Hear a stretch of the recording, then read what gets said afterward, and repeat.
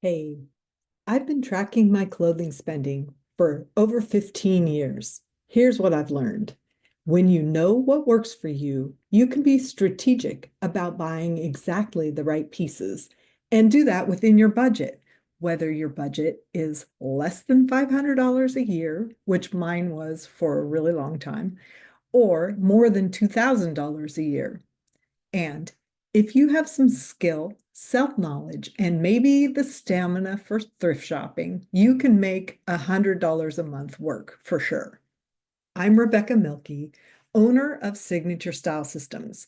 I take you on a journey of self-discovery so you can show up visually aligned with your identity and contribute your gifts to the world.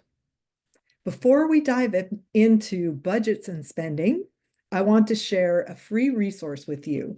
You can download the Wardrobe Pyramid Guide from the link in the show description, or you can get it at my website, signaturestylesystems.com. This practical tool helps you understand exactly what pieces you need in your wardrobe. And when you know what you need, you can shop strategically and do the most with whatever budget you have. So I was listening recently to the Everyday Style School podcast, and they released the results of their 2024 style survey. And it was really interesting about what women spend on clothes. Up to 80% of the women surveyed don't budget for clothing at all. They just buy what they need or want or think they need. Um, and then when asked about annual spending, 11% spent under $500 a year. This is annual. 28% spent between $500 and $1,000. So this was the largest category, but you kind of wonder if so many people aren't actually tracking what they spend, if we can really know. Um, for years, I spent between five and $600 around that, but this was a long time ago when I first started my blog back in the day and started tracking this. So 16% of women said that they spend between $1,000 and $1,500. 9% spent between 1,500 and 2,000, and then 23% spent over 2,000. Only 12% of women admitted that they didn't know how much they spent.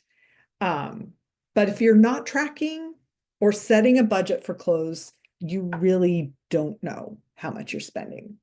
So I just use a simple spreadsheet um, for tracking.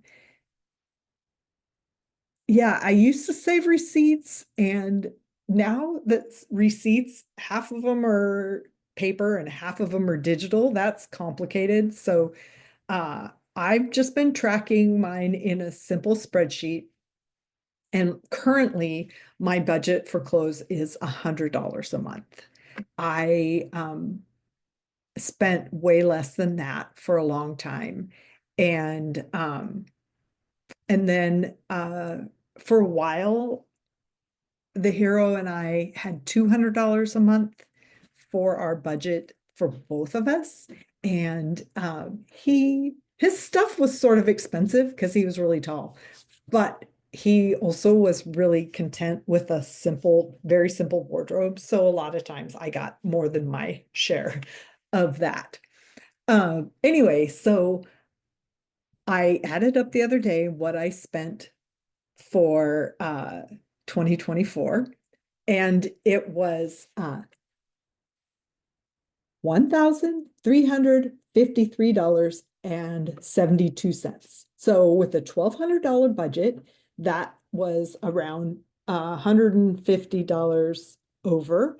But here's the thing, I bought one pair of um, wool leggings, and I used birthday money for that. And they were like $130 plus tax. So I'll get to more of what the exact nuts and bolts of what I spent was. So anyway, first let me say a little bit about the monthly patterns. It was a lot different from month to month. Okay, so October was my highest month, and that was $334. But that's also my birthday month, and that is the month that I bought the wool leggings. And it's also October is kind of when the winter stuff needs to be bought. So it's one that I always kind of consider is going to be high. June and February, each of those were a decent amount of spending. I did not buy anything several months. I didn't buy anything in May, August, or November. And interestingly, those were the 3 months that I was out of town for a week for a personality hacker training or event for my personality profiling part of my business. So, and then in the past, I know that some of the months that I would end up not spending money were when I was doing costumes for theater. And if I was getting close to showtime, I would miss a month. So it just shows how your life patterns affect your shopping. Yeah, sometimes you just don't have time to go shopping. Um, if you plan strategically, which you can do using the wardrobe pyramid, the guide for wardrobe planning, it reduces wardrobe emergencies. So that also can help with stabilizing your spending and, and being okay, not spending anything in a month because you're pretty well covered. And then just you have a little bit more to spend in another month when you might need something expensive. So yeah, October's a big month. December is sometimes a big month. People are a lot of times out shopping, and I like to plan in December to spend around $100 for uh, basically for a cashmere sweater that is something that's beyond basic, that's just special and interesting. And I need to wear sweaters like 5 months out of the year, and I don't like to wear sweatshirts, so I like to wear these instead of sweatshirts. So if you don't feel the need to wear cashmere sweaters 5 days a week or whatever, you probably can get by on less that I spend. Um, okay, so the store breakdown. This was interesting too. I spent the most at I put Nordstrom because I usually shop their clearance. I don't know that I bought anything full price at Nordstrom. So Nordstrom clearance or the rack. I spent $271 there. I'm not gonna probably say the change because who needs that? And then the next one was Target at $222, Amazon at $152, and I will talk more about what these were for in a minute. Anthropologie, $150, Woolx, $130. I spent a total of $112 at thrift stores altogether. TJ Maxx, $100, Shoe Repair, $100, Old Navy, 82, and then Aerie, 35. So I consider each store to sort of have a role in my wardrobe. And what I got from Nordstrom, from their clearance or the rack, a couple things that were interesting. I like to look there for um, quality coats and accessories, especially shoes. And a good example is last late winter, I found a camel and coral colored plaid wool blanket coat for $60. This is really a special piece and good quality, so I love it. And then I found my off-white leather Converse platform boots. I saw those last late winter and I remembered them all summer long. And then, so when fall rolled around, they had two pairs left and one of them fit me. Uh, and that was about $100. I Going on to the next store, Anthropology, I bought several pieces there this year online from their final clearance, no return section that were ended up working for me. One of the things that I that's important to me is I like getting updated pant silhouettes, and but I don't like to spend that much to get them at the beginning of the season. So I was able to find some really fun uh, barrel leg uh, pants. And anyway, Target and Old Navy, I like to go there just for like basic t-shirts and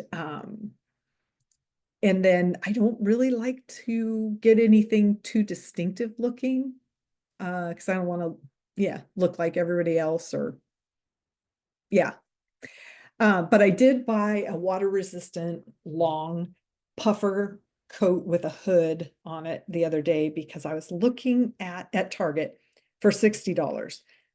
Because I'd been looking at better coats like that, water resistant, and they were like over $300. And I just don't feel like I'm not in that budget category at this point. Thrift stores, I always check blazers and jackets first. And but I did find some Everlane barrel leg jeans there this last year that are some of my favorites. I spent $15 and I found a 100% wool knit moto jacket in a power color for me, indigo, and that was $10. Um, then I mentioned the Wolex merino leggings. That was an intentional purchase. I was surprised to see I didn't buy anything from Quince this last year. I really like their short sleeve cashmere t-shirts. They're only $45. And it used to be that you could find cashmere at thrift stores, but that's been harder lately. So yeah, so I like Quince for that. I just haven't found the perfect color that I wanted to buy this year. And I also want to try some of their silk tops. Um, Amazon sounded kind of high. I did have some returns also at Amazon and Amazon and Aerie were just really where I bought my underwear and that's it. Something I want to mention about budgeting for clothes is just to keep in mind that clothing is still made by hand I mean, with a sewing machine by a human being. So when you see stuff that's in the new stores that's really inexpensive, like a $4 t-shirt, think about like, what does that mean that this was made for $4? How can a human being sew this t-shirt in little enough time to have it be worth them making $4? Which they don't make $4. They make probably a tenth of that or something. So that's something that's on my mind this year. Um, I also want to focus on trying to get to thrift stores a little bit more, even though I know enough what I need that I can be strategic about knowing where to go for the new stuff. So, so yeah, so here's how you can make your budget work for you. It starts with the knowing exactly what you need. And if you get the wardrobe pyramid, the free guide in the show notes, it will help you understand your wardrobe structure, identify true gaps, and plan strategic purchases. Then, when you know your style with precision, you can be confident when you buy final sale items. You can know which stores to check for specific pieces. You can recognize in a thrift store what's going to work for you and be a quality purchase, and know when you should invest. And then your purchases begin to work together, and it's all intentional. So think about how many things that you have were good deals, but they don't work with anything, seemed perfect, but you never wear them, or maybe even need to be replaced because they either weren't quite right, or if they were right, you just wore it out. The cost of some of these mistakes could have covered you buying the essential signature style guide with me, which identifies your aesthetic and gives you your silhouette and a whole bunch of other practical things for going shopping. So your project this week, if you would like a project, it's simple. Start tracking your clothing spending. Just create a basic spreadsheet with the date, store, amount, and item. Nothing fancy. That's what I've been doing. Uh, and that's all I still do. So thank you so much for being here for the Signature Style Systems podcast. Have fun being you, and I will meet you back here again real soon.